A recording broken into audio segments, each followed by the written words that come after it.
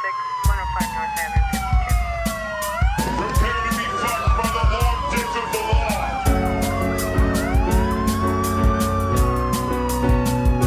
This isn't happening. Everyone look away, please. Nothing to see here. You can't break those cuffs.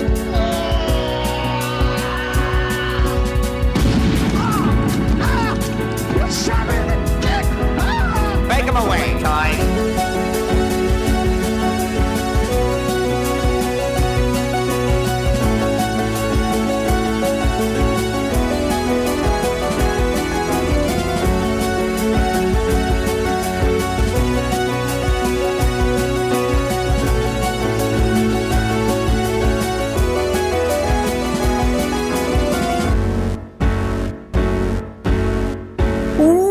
Welcome to Thought Cops, the only podcast where every week we police the mean streets of the internet because, hey, somebody's got to do it. And then we let you be the judge, the jury, and the executioner in the court of public opinion. Coming to you live from Neo Chicago, I'm Officer Kevin. And I'm Officer Grant. What's up, Grant? Yeah. Yes. Well, let's quickly thank our guest from last week, Max Shanker. Thank you, Max. I'm Donni Saphire. And that lovely voice you just heard, that is our brand new guest this week, Donni Saphire. Donnie, how the hell are you? I'm good. I am not commissioned in the law, but I'm a sovereign citizen, so I do what I want, so it's fine. Yeah, these days you're better off, I'm telling you. So Donnie, we've talked to a number of Chicago comedians or just comedians in general lately who have been figuring out how to handle this whole quarantine, the unprecedented situation, yada, yada, yada. We all know what it is. So Donnie, what have you been doing to stay sane during these times? Oh, comedically or in general? I mean, comedically and generally, yeah. Well, I don't know about staying sane. I mean, I've had a bunch of cool health problems unrelated to coronavirus, which I recommend it because it takes your mind off the problems. I could see that. Yeah, I had both a kidney stone and a hernia, and then I had hernia surgery. Oh, God.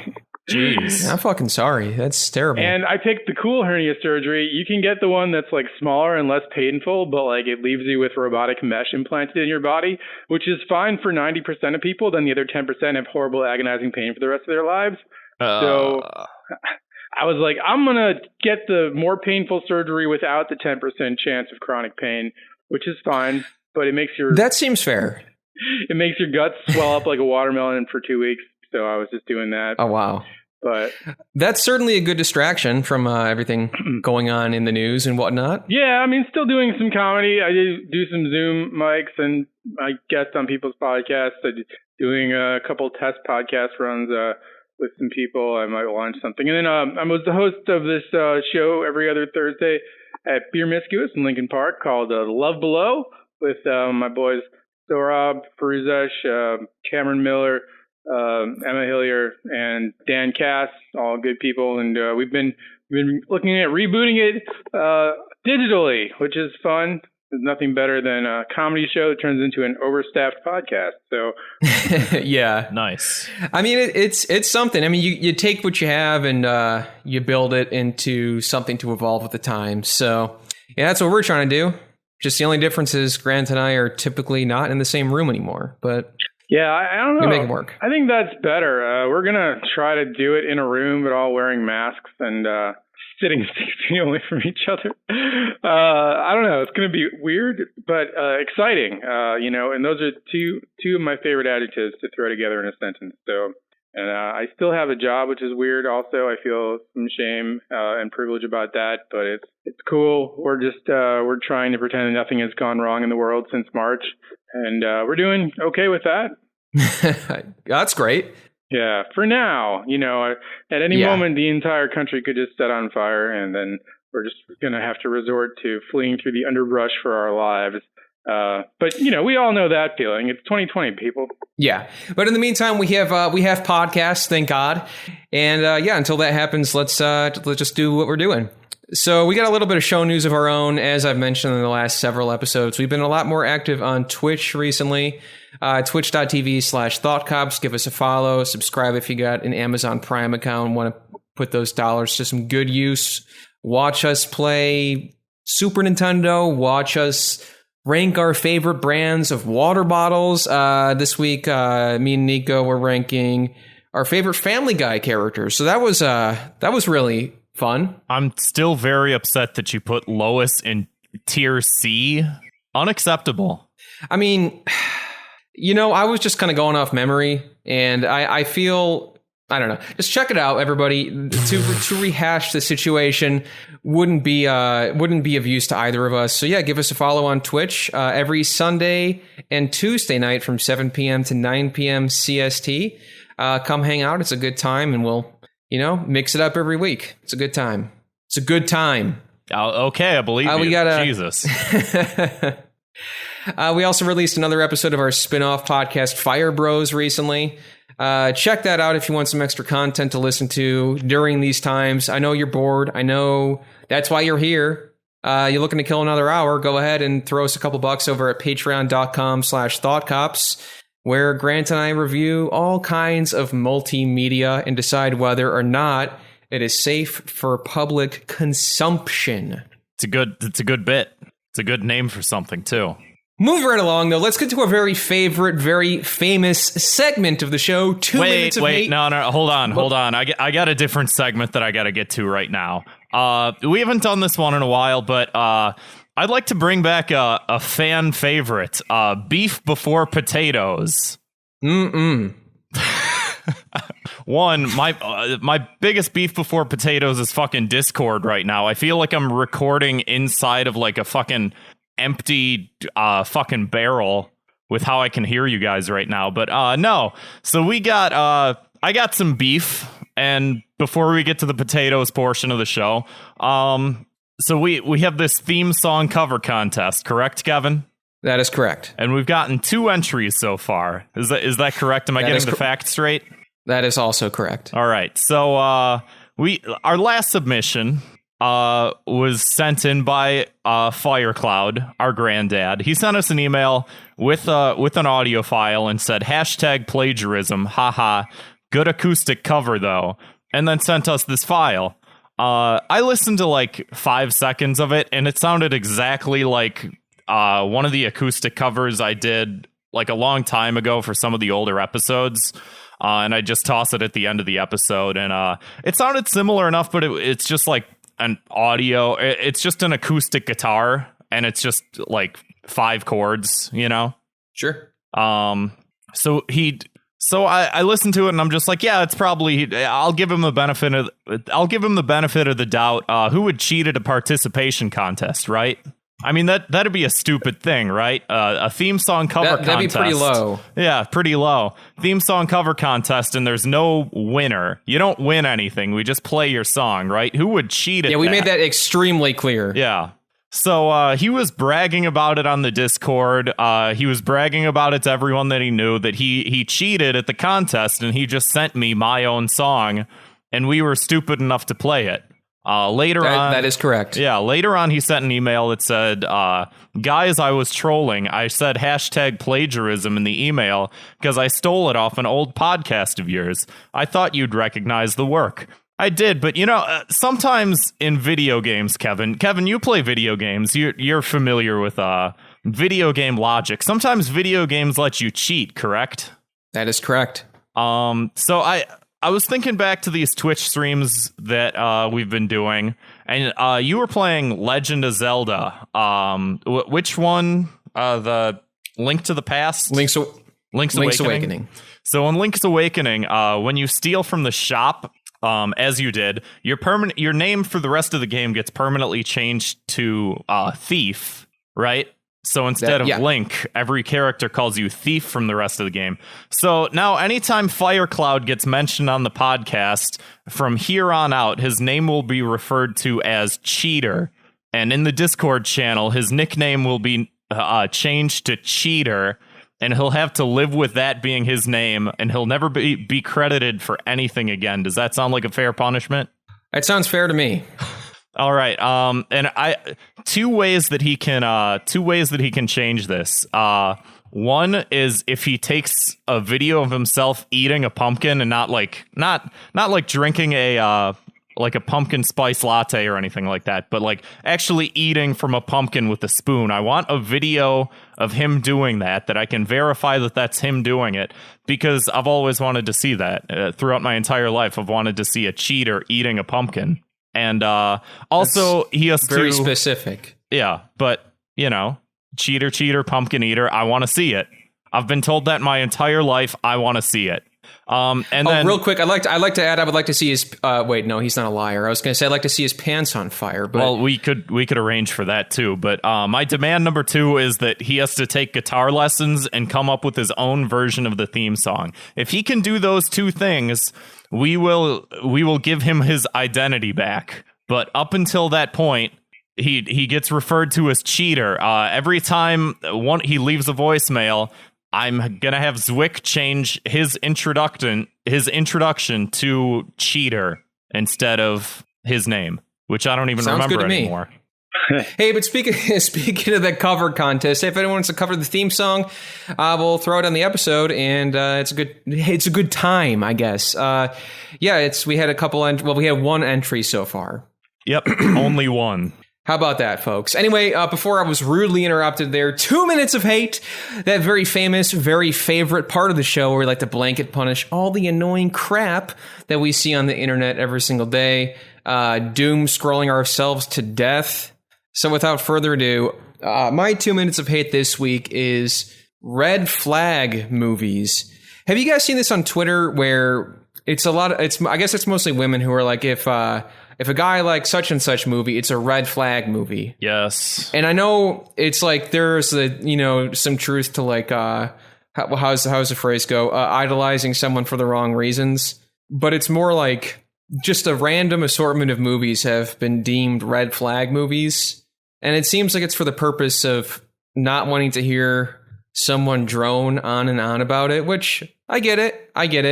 You don't want to have someone pause every 5 minutes to talk about where the shots in Once Upon a Time in Hollywood took place and how they left the Taco Bell up that looks like it's from the 60s and it's still there now and you can go see it. But that's a red flag movie as well. Somebody could do that with... What's that, Grant? Somebody can do that with like any movie though, Yeah. So they're deeming a lot of these movies red flag movies. Whatever, who knows? A movie you like could be already on the list. You could be on a list. It's kind of what I'm getting at here. And I would say so the gimmick here, Donnie, we have to throw a punishment on this. I would say that if you are not a watcher of the red flag movies, but someone who is calling out something, I would say something as simple as liking the movie. God, what was the one I saw the other day? God, because I know, for a long time, it's always been movies like Fight Club and stuff like that, right. Which is like, well, yeah, probably. But it just basically, I think like anything from like A24 Productions, it's like, oh yeah, it's like, if your guy is watching Uncut Gems, watch out, whatever the case. So I would say that they should start making movies again. They should just start making them again so we can all watch them and we can have more red flag movies we're not supposed to watch. And then we have lots of content to get through. And I don't know. I just want more content, really. Without red flag movies, how do you know who waves red flags? I mean, you need, this is just basic, what do you call that thing where people use flag? Semaphore. Basic semaphore logic here. You need flags to communicate with other ships. True. Fair. Okay, that's a very good point. If we don't have these red flags with these red flag movies, I would say maybe these people are just concerned about boat crashes, for example. Yeah, Which I mean, I get that, but I want to say the next time I hear that, I'm gonna be like, okay, what is your opinion on a port etiquette? A guy say, okay, when two ships are approaching port at the same time, what do you do? And then I test them and I find out the truth. Anyway, that's enough boat chat. You can listen to our side podcast coming soon, Boat Boys.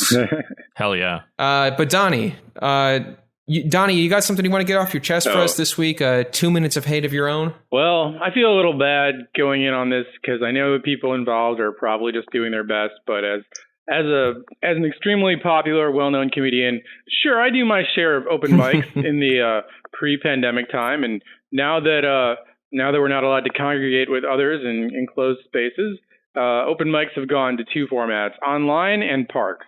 Now, we're all familiar with parks. That's where people go to sit on a picnic blanket and eat a charcuterie board and show off your cute little dog or whatever the fuck you do. I don't know. Of course. I like to walk by parks and see that others. That's mainly what I use parks for. But lately, there have been people doing open mic comedy in them. And it's, probably worse than you're imagining if you were imagining it being bad. It's got all the charm of an open mic, but with the benefit of just being out in the harsh light of day with, children, animals, and people who just did not ask for this. They do one in the park near my house a couple times a week, and every time I walk by, I just yearn for the sweet release of death, and I'm not even participating. It's just like comedy is such a masturbatory exercise. I think it really needs like a dark room and walls and alcohol to make it palatable. If you're just totally going to pretend that it's just something that respectable citizens can do out in the open, and what's the point? Like, that's not a place where you can laugh about. Also, as a side note, the people that do them are doing all of their jokes from 2019. And that's a special kind of hell also, to just walk by somebody in the park shouting, "So Tinder dates are weird. I was in an Uber and I saw this girl." And I'm like, none of that is accurate. In this year, we're all swaddling our face in cotton diapers and just worrying about the impending revolution. If you're not going to make current content, I know you want to do the hits for the 4 people in the park that aren't other comedians. Anyway, I don't mean to shit all over other people's creative enterprises. I just am a hater sometimes, and I wish comedy would come back so I could continue to delude myself that I will one day be incredibly successful at it. But parks, not the way. Just play tennis or something, for fuck's sake. All right, is that 2 minutes? Yeah. That's enough. Let me check my watch. Yes, right on the dot. Was I supposed to punish them? I think doing No, it... that was. Yeah, go ahead. I think was gonna say, doing it is punishment enough, frankly. And you said a nice match of tennis, put down the mic, pick up a racket. Yes. And for God's sakes, wipe the mic if you're doing it. Or, don't. Create a new resistant strain of coronavirus and, I don't know, takes care of the problem. I don't know. That's so mean. I'm a nice boy. Laughter is the best medicine, as they say.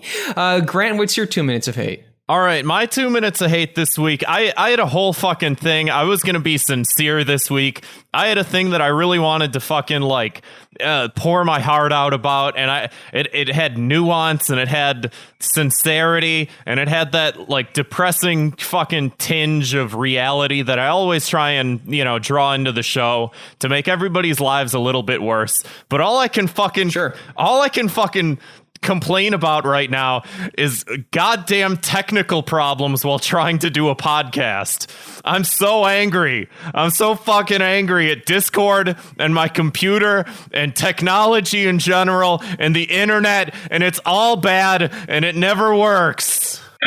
That's my 2 minutes of hate. Yeah, Grant, I want to say, you sound like you're coming to us from a barrel. I feel like my head is shoved in, talking to you guys on Discord is already one of the hardest things that I have to do every week, is talk to a person over the internet just at all. Now I can't hear the sound of my own voice because of these headphones that I'm wearing, and I can barely fucking hear you guys, and I feel like every time I say a word, I'm 7 seconds behind, and I'm interrupting the past somehow, which I don't even know is possible, and I'm so fucking mad right now at these goddamn technical difficulties. It pulls all of the fucking air out of the sails of what I feel like is a good podcast, what I sure hope is a good podcast. I mean, we put a lot of work into it, and I sure hope people enjoy it, and it just That sucks, man. Yeah, thank you. I don't know if I have more to add on to that. I think it's pretty self-explanatory that, There was a time in the past when we used to do this sort of in person, And now we're relying on this technology, and it doesn't work all the time. Yeah, Nico in the chat says maybe you could just build a PC. I have a PC. It doesn't work. So go off. Yeah. My punishment, actually, this is pretty apt because I feel like everyone's been pushing this in our Discord, is that we all reject technology and we return to monkey. Yeah, what the hell is this monkey thing happening? I don't know, but the more I deal with this type of shit, the more I would like to return to monkey. It looks all fun. Right, you sounds swing from branches, you eat ants. Classic monkey stuff. Yeah.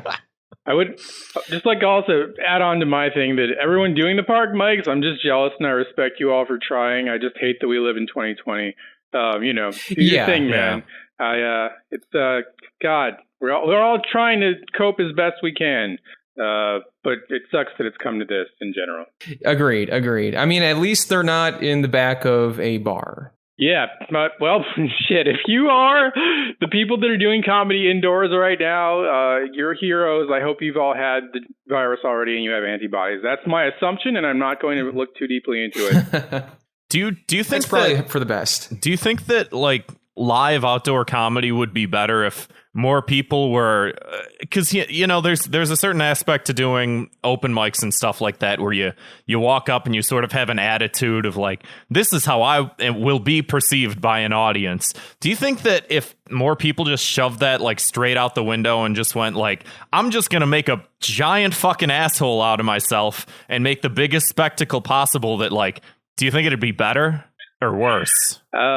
I think I've seen some people doing that. Like, it was a mix of people just sticking to their act and people just being like, whoa, we're in a fucking park. What the hell is happening? Which is refreshing in a sense.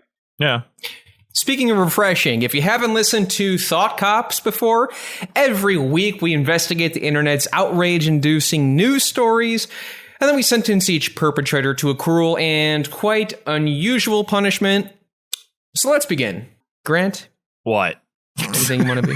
Anything you want to begin with? Yeah, let's I'm feeling dark right now. Let's have you all seen this hot chick that's AT&T's spokesperson? Yes. Have you seen this? Have you heard this? Lily? That Lily? Lily is her name, yes. Trying to put this article into Discord, but apparently Discord just doesn't work at all. There we go. So there's this Vice article, and this has sort of been maybe a couple weeks in the making. I feel like there was some commentary around her sort of when she started doing these AT&T commercials, because everyone's like, ooh, look, there's a hot lady on the television. Oh boy, let me turn on the TV and gawk at commercial women, you know? But like lately, there were some pictures. Her name's Milana Viantrub, and nice try. Thank you. And there's been some pictures that sort of resurfaced with like she's wearing a bikini and you see her cleavage, or someone found like her Instagram account and like she has cleavage, and the whole thing is she has very large breasts that are sort of covered up by the AT&T shirt. Surprise, surprise, she's a woman.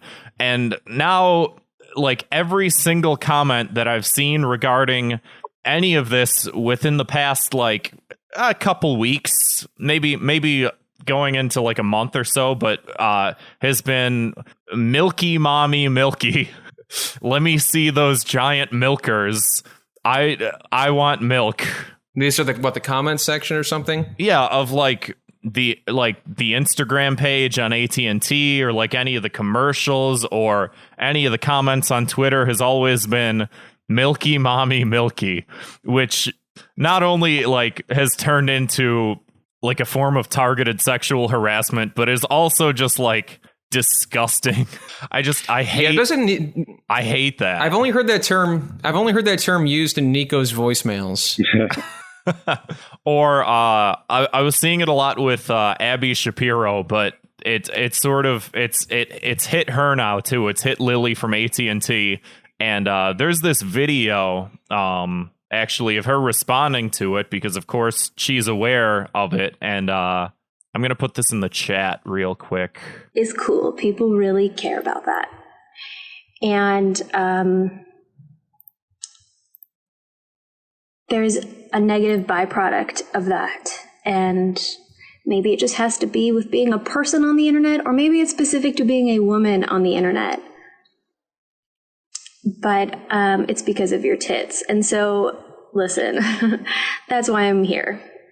All of these milk and milkies comments and milk wagons and all of that, it hurts my feelings. And I know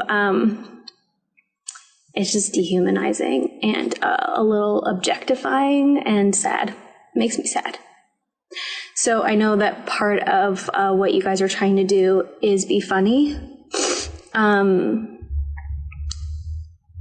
like connect to each other and have your community and like get props from your friends. Have your community? But it just really bums me out. And I would community much of rather what? have, Big boob lovers. like, I don't know, real conversations with you. They're a marginalized group. And They're lonely, evidently. Yeah, I would say that's enough for the video here. I get the picture. These folks they're out there.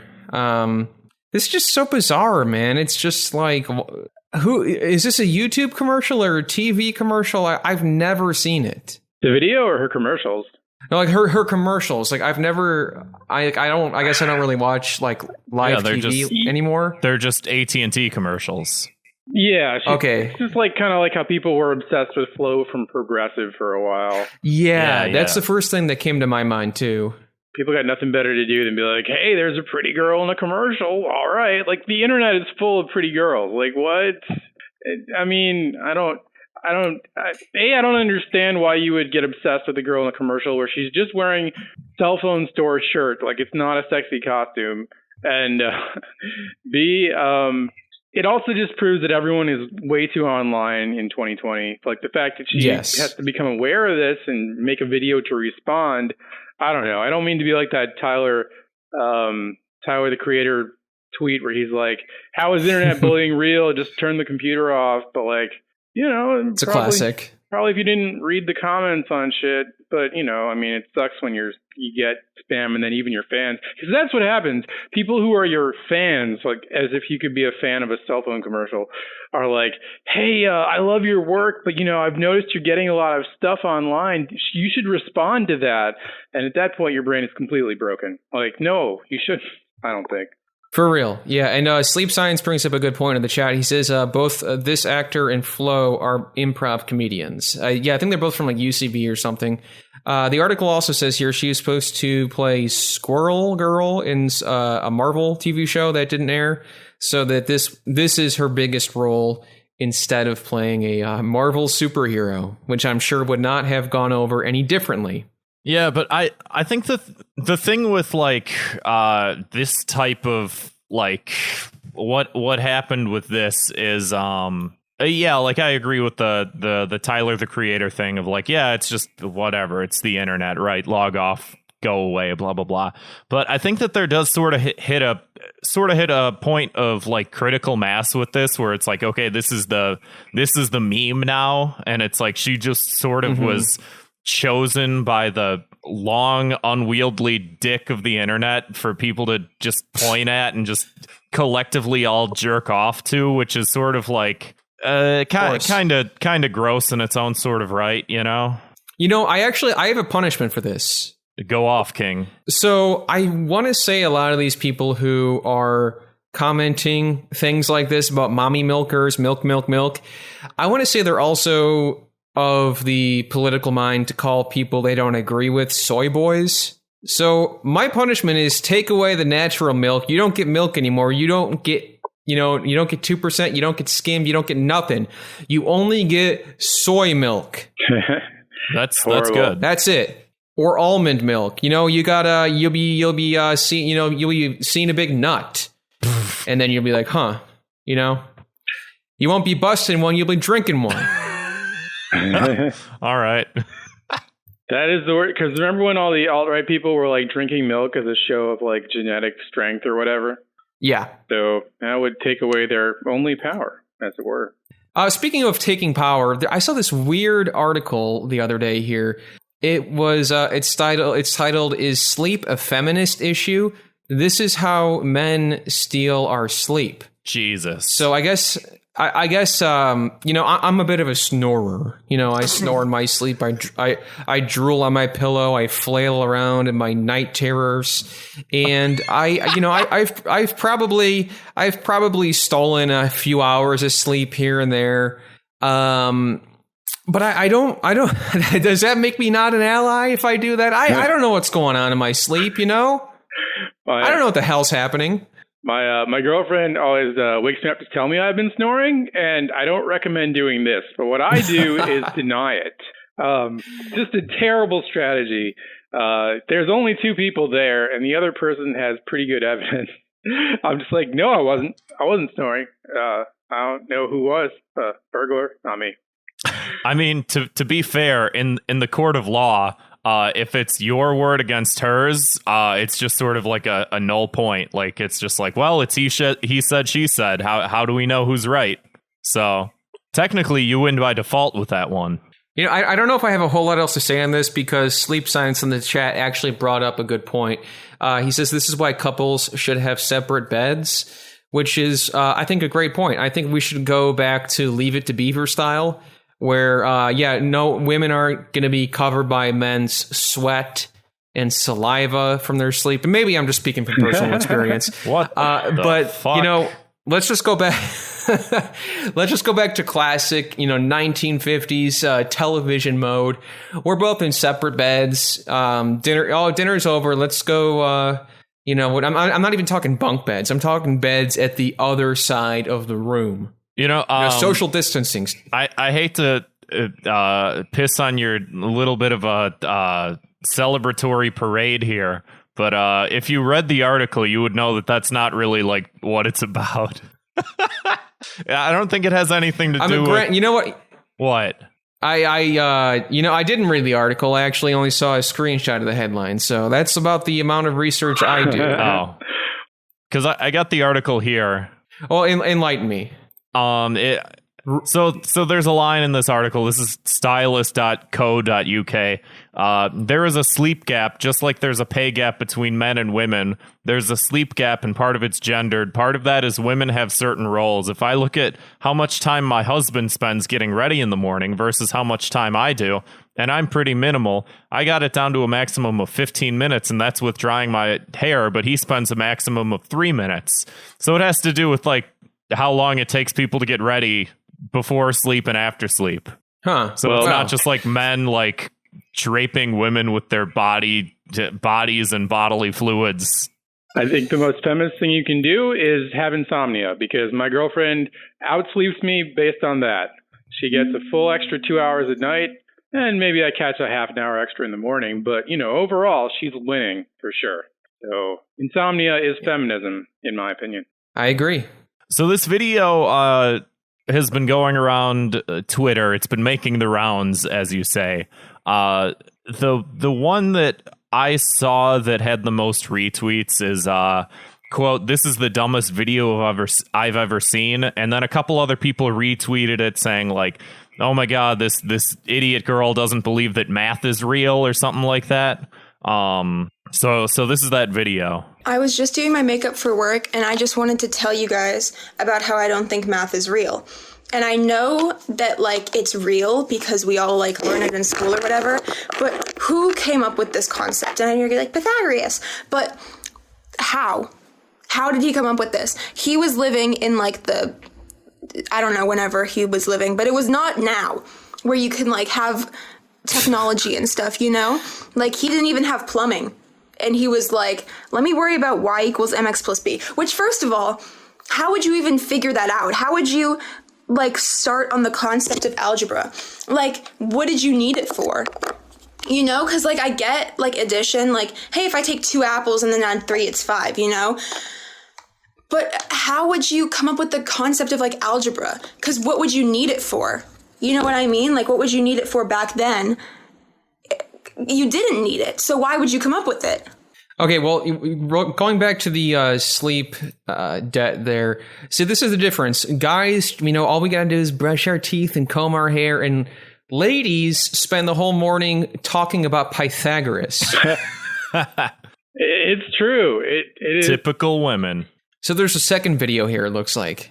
Yeah, so obviously there was a bit of backlash and everyone was sort of hating on this girl, which I don't know how old this girl is. She's probably in high school or maybe like college or I don't know, maybe even middle school. I really don't I don't know how to tell people's ages, but she's like young enough. She's on TikTok. That should give you enough like sort of pause to know whether or not to like bully a child. But it didn't. There was some people that were like, hey, she's just like asking questions. And to be fair, it seemed like a lot of people that were the most upset about her asking these questions seemed like the people that had the least amount of answers, which is always hilarious to me. And then there were a bunch of people also that were sort of like, well, this is what she's saying. She's saying it's stupid, but the points that she's making aren't like, these are things that kids ask, right? You know? So, she made a second video where she sort of explains herself a little better. We can play that right now. Hi folks, I'd like to redo my TikTok about how math is not real, and I would like to be smart this time, because I didn't know that was going to go viral. My first question is, how did people know what they were looking for when they started theorizing about formulas? Because I wouldn't know what to look for if I'm making up math. Question number 2. Once they did find these formulas, how did they know that they were right? Because how? Number 3. Why is everyone being really mean to me on Twitter? Number 4. Why did a physicist who's followed by Barack Obama retweet me? Number 5. Is this number 5? I can't count. Number 6. She's having Is fun. anyone going to post this on Twitter? Number 7, why are the only people who are disagreeing with me the ones who are dumb and the physicists and mathematicians are agreeing with me? Is that right? The physicists and mathematicians are agreeing with her? There was Apparently. I saw one big physicist who was all like, you know what, this is how knowledge is dispensed. You have to ask these kind of Socratic questions if you want to truly understand anything. And then she broke it down. And I didn't watch that video because I'm not a nerd. But, people were, it's fair. Asking those questions is fair. People were having fun with the fact that, she kind of, I don't know. It was probably a lot of gendered and age-based bashing on, another dumb Zoomer teen, rather than, is it, wrong to ask questions? Of course not. Right. And obviously with this type of stuff. But of course, everybody has a massive microphone to the entire world. So it's like, yeah, we can ask questions, but nowadays, the whole world gets to roast you for it. And that's how we learn, I guess, now. Well, also with this type of stuff, like you could tell in the first video versus the second video that she was very clearly like doing a little bit of an act, Yeah. She was sort of hamming it up. It had the intonation of like a joke as she was saying it. And she's like, yeah, I had certain points, but like, this is what the internet is to sort of like play a character and then see how people respond to it, Of course. So we do here, right? Kinda. Still waiting for that viral aspect of it, though. Yeah. Also, as like a side comment, this whole situation perfectly encapsulates the whole TikTok to Twitter content exploitation chain, like someone sees something on TikTok and they're like, ooh, I'm going to get a lot of likes by making fun of this. It's like, you didn't really add anything, was that? Yeah, for sure. Like, it feels kind of sleazy that you're just looking for dumb teens or teens that aren't even dumb, but that you can just describe as dumb, so you can just kind of like tee off of that.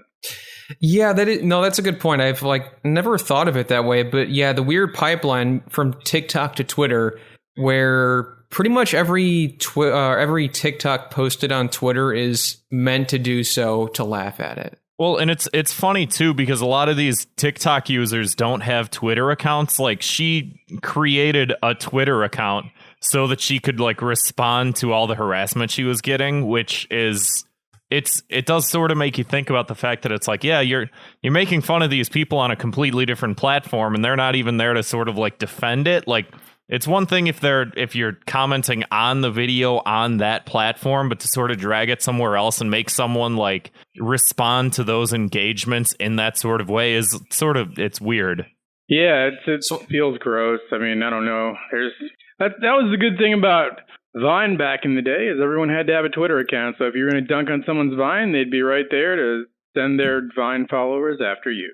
It's what we need. Weaponized followers again. Hey, at least level the playing field out. Yeah. Everybody can fight everybody. So I guess to cap it off with the punishment here, let's I'm trying to think here.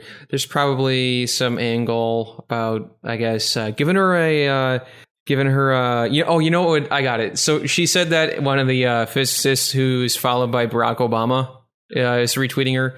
Obama tweets at her, and he's like, "Cool TikTok. Want to come to the White House?" Jesus. Hell of a reference. What is that, like 7 years old at this point?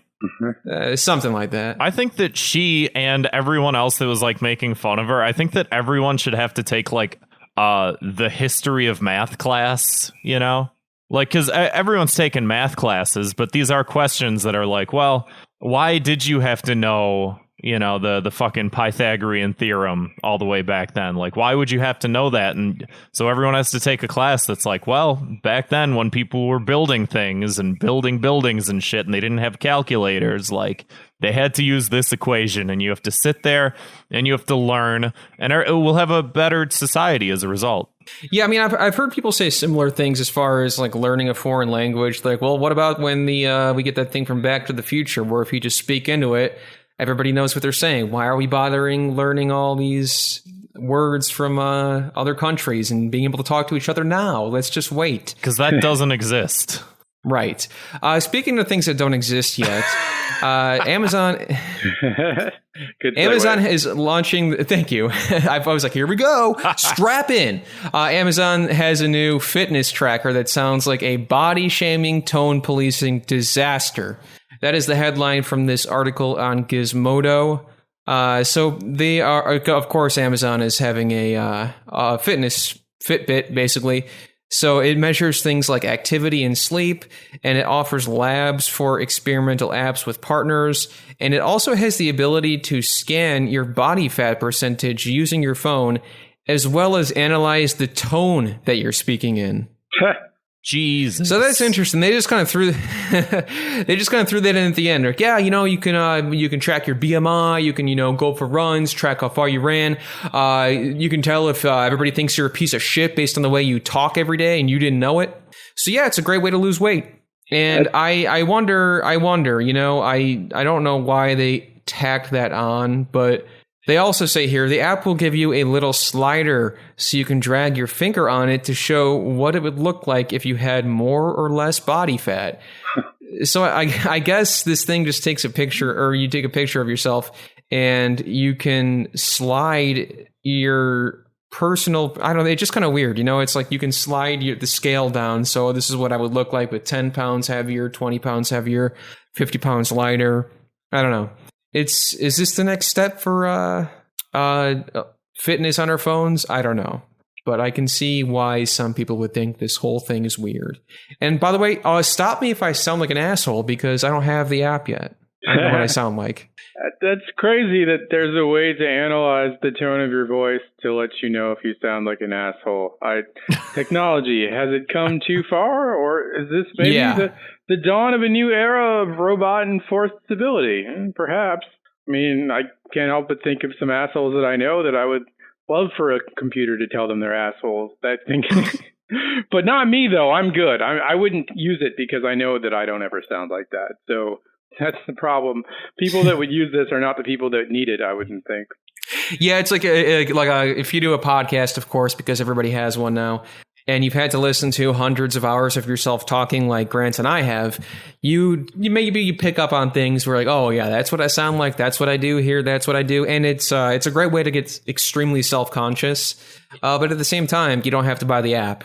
So true. Also, though, you do get better at speaking as a result of having done this for, hundreds of hours. So hundreds of thousands of hours, I would say, of content. We're not there quite yet, my friend. Yeah, but plus the YouTube videos and plus all the streams and the bonus episodes, we're at millions of hours of Thought Cops content just sitting out there in the ether.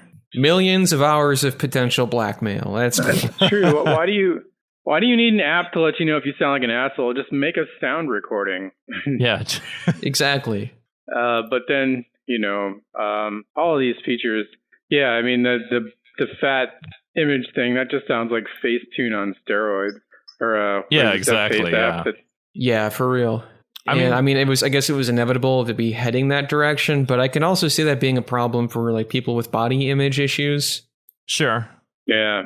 I mean, which the article does mention here. I'm thinking of this in terms of like in terms of a person who works in this industry, which is to say this actually would sort of be an interesting sort of tool, because I mean, knowing what I know about like how the fucking human body functions and everything having to do with like storage of body fat and like gaining or losing of musculature, it would sort of be enlightening, I think, for a lot of people to see like, oh, if you stay at this body weight and you lose some body fat, but you gain some musculature, but you're still at the same body weight, like how much different you would look, despite the fact that so much attention is put on like the number in the scale that, people don't see the number change and they don't think that they're like doing any better or any worse sort of thing. Like in my mind, that would be a very interesting, useful tool, but I know that it's probably not that advanced yet. And, I don't know. Well, I do think, Donnie mentioned the whole face app thing. Now we have a lot of these like, face formation things on Face App and Snapchat and the like to see, this is what I would look like as, the opposite gender. This was what I would look like if I was 80 years old, things like that. This is what I would look like as a minority. This... Oh, they took that one down. Yeah. It's like, Snapchat puts out an apology and does it again a month later. So now we're at this point, I think, in society where basically, now you can slide how you might look with, more or less weight. I guess 2020 now is we're just at the RPG character selection maker. Hell yeah. Like when you start a new like Bethesda game and you change how you look, and it's like that's where we are now. It's like we could just start off, life begins at character creation.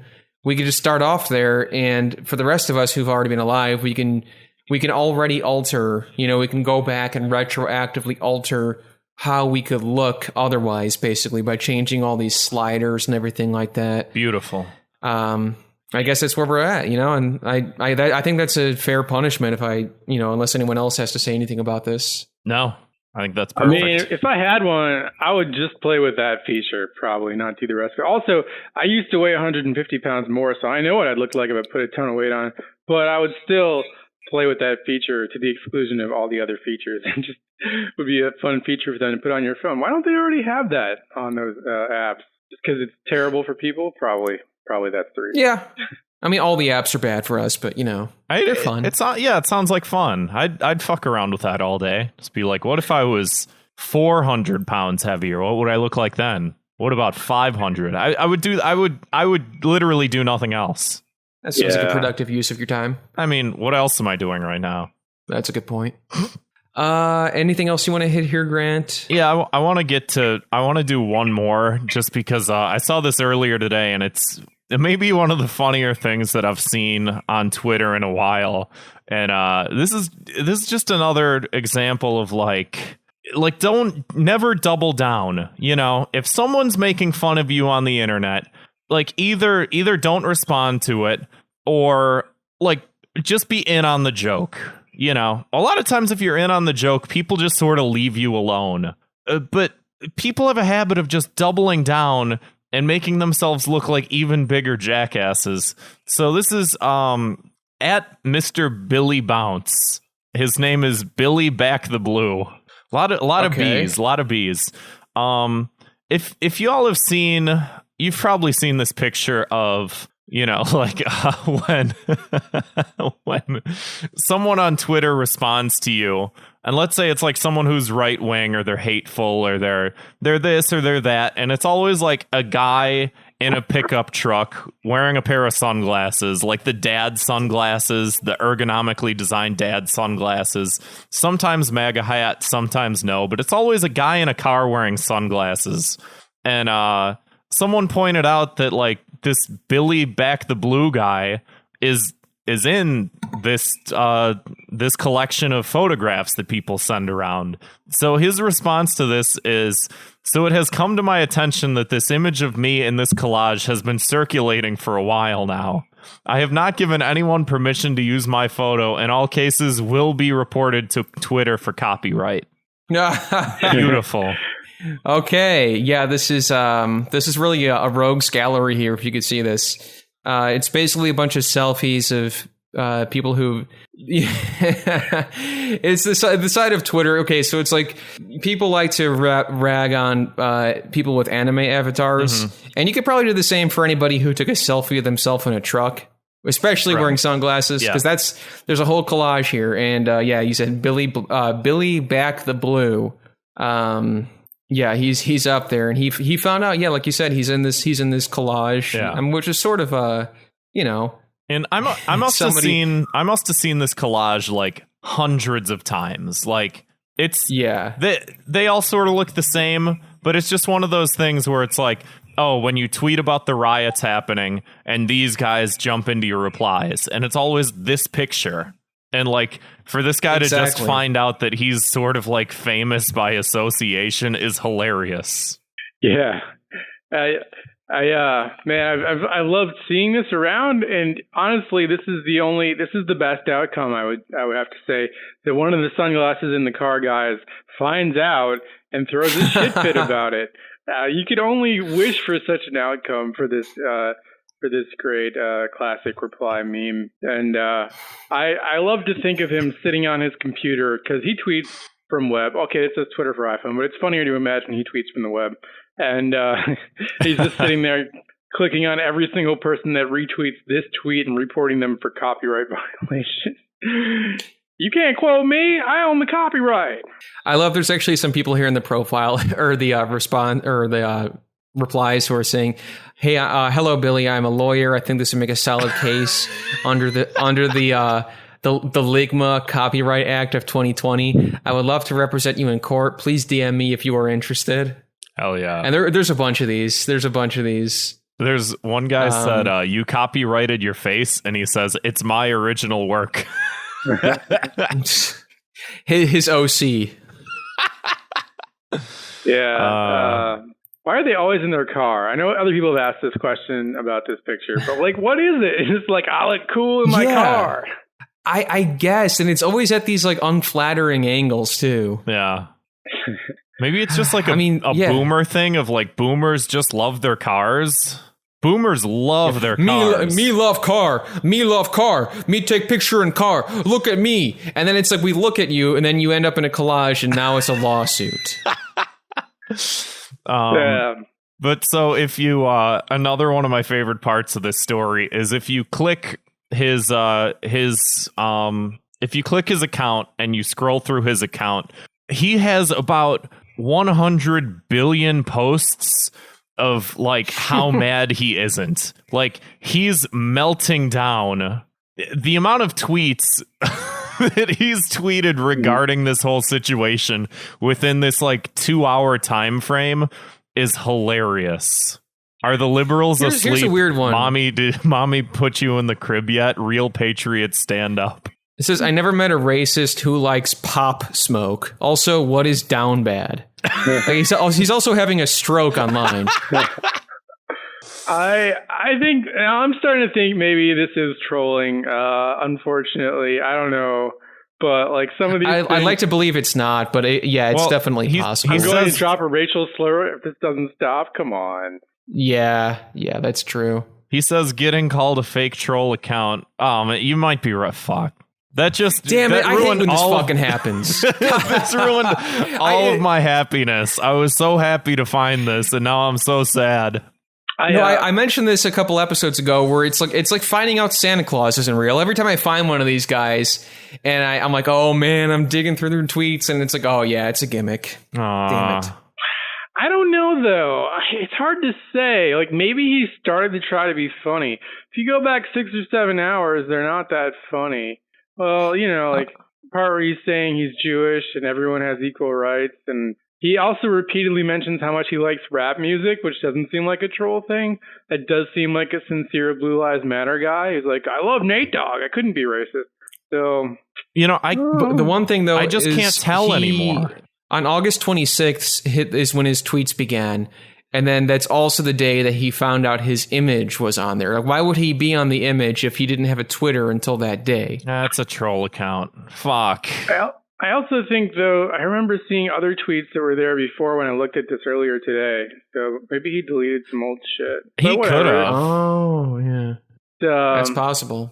Hard to say. It's like I almost put the Ben Shapiro paternity test tweet on this list, but then I found out that was fake too. But I choose to believe he deleted it. I don't know. I feel like I swear I feel like I saw that, but maybe not. It's still real to me. Well, if any of our listeners, if anyone listening wants to do a little bit of sleuth work, I know some people know how to find deleted tweets. I'm too dumb to figure it out, but I know some of you guys are smart. Let us know. His name is his hashtag, or not his hashtag. His @ is Mr. Billy Bounce on Twitter. Let's find out what's going on. Also, if you go through his replies tab, like those are pretty sincerely Blue Lives Matter type shit. They're not troll things. Although, if he really wanted to be authentic seeming, maybe he would have prepared the ground for that. But yeah, this is like, I mean, if you guys remember Joe Keskold, yeah. Oh yeah, did he delete that account? Is that not around anymore? I believe so. It's gone. Yeah. He just decided to stop doing it. So I'm wondering. I mean, this is like you can kind of tell that is a parody, but this I don't know. Like I want to believe it's real. It's like X-Files. Whenever I find these fucking accounts, I want to believe, but it's instead of a UFO, it's a guy in his truck. This is pretty quickly turned from thought cops into thought detectives, trying to figure out. I mean, that's part of the job, man. Yeah, that's a promotion when you go from just being on the force to being a detective. Yeah, we get to find out what's going on with the latest and greatest apps and everything else. Oh boy, what's Bagel? We got to find out what Bagel Boss is up to, Grant. We haven't heard from him in like a year. I follow his account and he tweets to just the void. Like he gets no likes and no responses. His celebrity status is just over. It's very sad. It's probably for the best. Yeah. Nico in the chat says we should upgrade to Thought Cops SV, which I am all for. No. I do not want to be a part of the special victims unit. I'm sorry, no. So let's move right along to Key to the City, something positive for once, something cool we saw online or otherwise. My key to the city this week is actually goes to a TikTok account. It's I may be butchering this. Xiao Do. It's a TikTok user. Okay, so it's this teenage girl cooking in her kitchen, and a bunch of I'm not sure biscuits or sorry, I should probably know better. It's happening very fast, all right? So now she took out 2 magnets. She's pulling the moon down to the surface. She's using them to flatten the food, and she throws the moon back up into the sky. Now she is trying to cut the food, and what looks to be coconut. She rips the top off, drains the coconut, throws in some... It's very like anime. Like it's like a scene from an anime.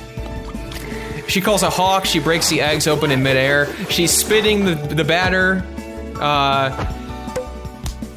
She's... Okay. I mean, yeah, now she's flattening the eggs. She is basting her food. She's spitting fire on it to cook it. So yeah, this is just one example. There's actually been a whole bunch of these. They're pretty funny, where it's just these girls who are making food, but like you said, it's something straight out of an anime. Yeah, it's like anime, but real life. Yeah, I don't know how they made these, because it's all on TikTok, and I'm not sure if there's like some in-app video editing you can do this, but it's not to that extent. No. Yeah, so either way, it's pretty impressive. It's as much as like we've taken the time to shit on TikTok. So this is actually honestly pretty creative. So that's my key to the city this week. So much talent on there for what purpose? I have no idea, but they're doing right. That's the thing. Yeah, I don't know where it's all going. But Donnie, what's your key to the city this week? Just a shout out to a real standby this whole summer of madness. If you all. I put the link to their little Twitter account, but it's just an app for iPhone and Android called Citizen. Just tells you about both crimes and wacky situations happening in your neighborhood, right down to a block away from you. And I don't know what's wrong with the Twitter account. It seems like they stopped updating it in June. Hopefully they're not dead, but you can get an idea of the content on there. 27 goats causing havoc in traffic. Report of a man throwing watermelons at vehicles. The fun thing about this, though, is you can really hear about wacky stuff happening in your very own neighborhood. Yeah, a friend of mine, yes, it was sending me something about like a bear on a leash got stolen in Chicago. Yeah, it's in Edgewater, but we celebrate a good citizen sighting full citywide. A pet bear on a leash was stolen by unknown citizens. That takes a lot of guts, you know. I just love to write that story in my mind. In Logan Square, we have a lot of chickens, and sometimes they get out and they cause problems. This has happened multiple times this summer. I see a citizen says, escaped chickens causing havoc. And you're going to want to watch out for that. Yeah. It's a good. Also, there's always brandishings. It's one of their favorite things to do. Obviously, people are brandishing guns, brandishing knives, sometimes sticks. Last week, somebody was brandishing a bottle of detergent, in I can only assume a threatening manner. Not in a sort of prideful manner. Like, check out my detergent, folks. I got it. These clothes are getting clean. But it really is a great little thing you can have on your phone when you're not getting enough serotonin from, you know, Twitter, Facebook, Instagram, etc. Just hop on there, and it's like last night, somebody in a truck crashed into a bunch of other trucks right on Kimball and Armitage. Then he jumped out, ran through backyard, was apprehended.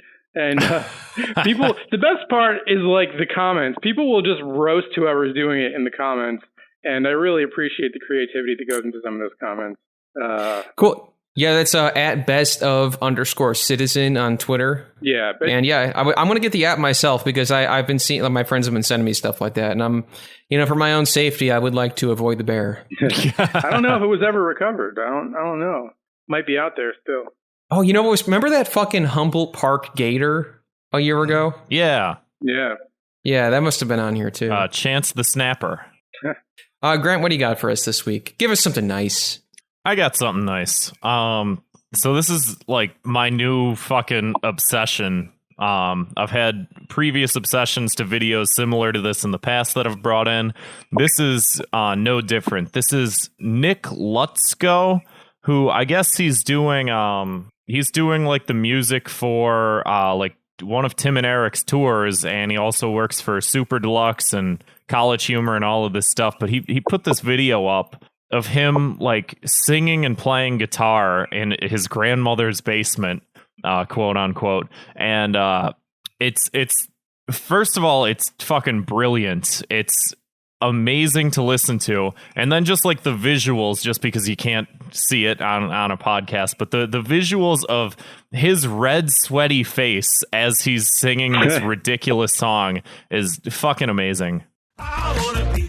Is that a Cookie Monster wife beater? It is.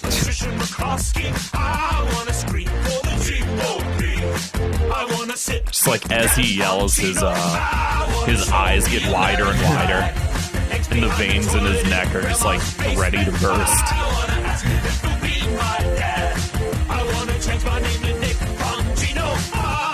Tell him about the man in the stairs. He kinda looks like Dan Bongino. Grandma tries to tell me not to go down there, but I would be safe with Dan Bongino. I wanna be at the RNC. I wanna be like Dan Bongino. I wanna be at the RNC. I like that the spelling of it changes to Bongino. That was great. Yeah. And it, like, I don't know. I think we've complained in the past about just like how shitty political humor is nowadays. But this is one of the sort of through lines is just taking something that we all know that there's something a little bit off about, like just the RNC and about people like Dan Bongino, and just like taking it and just like ramming it into the ground without any sort of like expositional, like, hey, let me shove my political opinion down your throat. It's just like you know the message is just like it's there, it's present, it's ridiculous, it's funny, you know. So that video, I've listened to that video and that song about like 2,000 times within the past 2 days. Oh wow. You really like that, huh? I can't stop listening to it. I feel like the man in the stairs. Moving right along, though, to our Thought Cops word of the week. This week, our word of the week is glizzy. Been seeing people say this for a while. Was going to bring it up on the show. Didn't feel like it till today, so I looked it up. Glizzy is short for a Glock, but it's also used for a hot dog or a weenie. Huh. Yeah. All right. The more you know. It's how hip hop slang for a roll of money is meat roll. Kind of the opposite there. I don't know why a Glock would also be a hot dog. Yeah, that's what I'm trying to figure out. It's like, I guess they are a similar shape, sort of. Sort of. I mean, minus like the handle part, but I mean. Well, now you got me thinking. I wish a hot dog came with a handle, or You got to be careful. You tell someone I'm so hungry I could eat a glizzy. You get a gun in your face, folks. The kids nowadays, the words mean two things. I don't know how to process that. We got to be careful, Kids, telling you. Before we get to our final segment, our listener voicemails. Donnie, now's the time to plug it all, my friend. Lay it out. Well, first and most importantly, if you do not already, please follow me on twitter.com, the website, where my brain mostly lives. It's Donni, because my parents wanted to make my life hard, so they chose to spell my name that way, not for Twitter. So yeah, go there. You can watch. I had an internet stand-up comedy show before the pandemic. It was a fun thing I used to do. I'd make comedians come to a bar in North Center, Chicago, and then there'd be like 4 people in the audience, and I'd say, "We're putting this on the internet forever." So you can see that on there. It's still all these episodes on Periscope, periscope.com, periscope.tv/Donni Saphire, or just, I think it's still linked to my Twitter. I do see this live show called The Love Below, and we're going to do a podcast, so keep an eye out for that. We have a meeting next week to do a pilot episode. Should be okay. Everyone loves podcasts where 5 people are shouting at once, right? That's the good ratio. So we're gonna see how that goes. But yeah, comedy, whatever.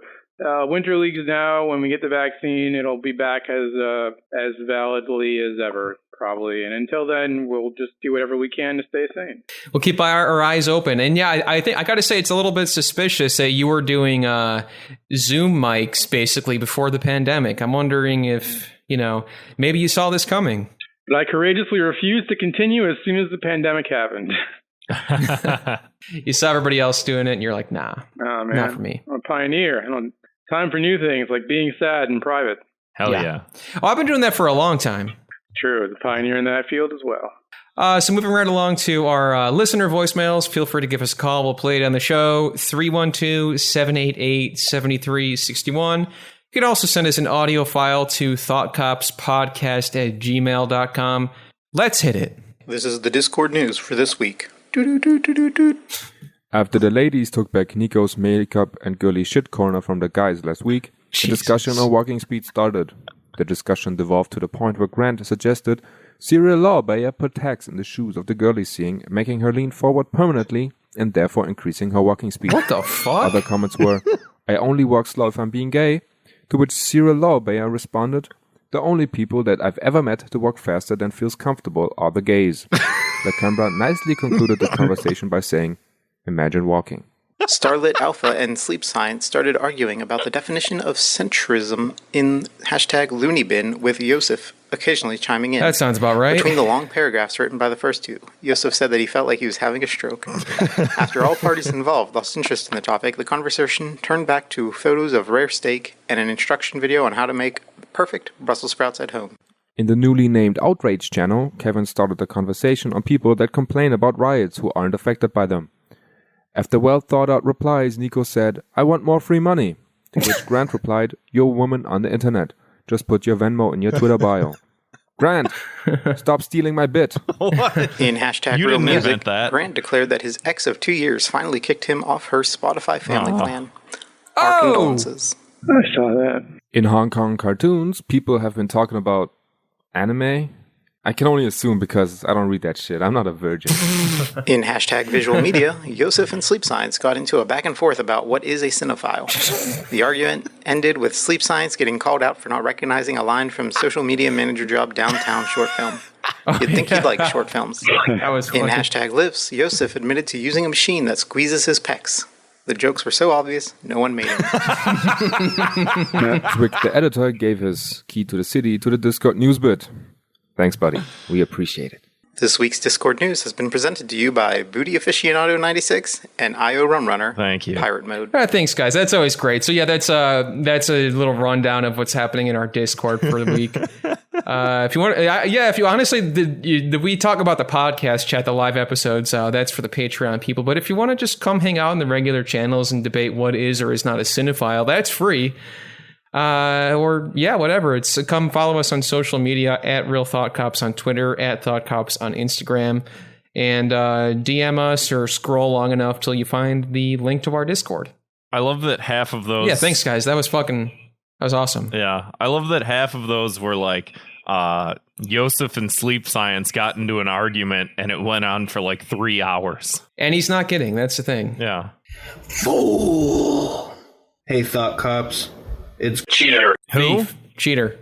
And now, I'm sorry, who? From an upcoming podcast with me and my girlfriend, Brittany. I don't know who this is. That I was like, don't say it in front of the customers. I'm not, like, no mames. Like, I'm sorry for my bad word, but you know what I mean? Like, why are you going to say that? Like, they know, like, it's like saying, we don't care about you. We're going to get you credit, and all we care is about us because that's our job. You know, like, don't say that. You know Even what though I it's mean? kind of true. It is. Let's explore a brief history on one of my girlfriend's favorite terms. Know what I'm saying? Formerly spoken as, do you know what I'm saying? You can omit the do and just say, you know what I'm saying. The quintessential rhetorical question is often just used as a statement. Some synonymous phrases are known as, you feel me? Know what I'm talking about? Know what I mean? And even the very rare, you smell me? Know what I'm saying? Disclaimer, pun intended. Some theorize the first uttering of the term was by the serpent of the Garden of Eden. Come try these apples, know what I'm saying? Other famous users of the phrase are Ghostface Killer, Zombie Juice, J-Rock, Half Ounce, know what I'm saying? Shut up. Nice voicemail, asshole. Okay, those were sound bites from a long time ago. And okay, props to you for finding them. So what was it? They're doing a rival podcast? Is that what I heard? I don't know what he's talking about literally at any point in time ever. Yeah, I mean, I understood there to be some vernacular lesson in there and kind of trailed off there. But thank you for the voicemail. Yeah, we do appreciate it. Hey, Thought Plops, it's your boy Brandon Kirkman. Hey, you got Donnie on. What up, Donnie? What's up, Brandon? He good Twitter. I like it a lot.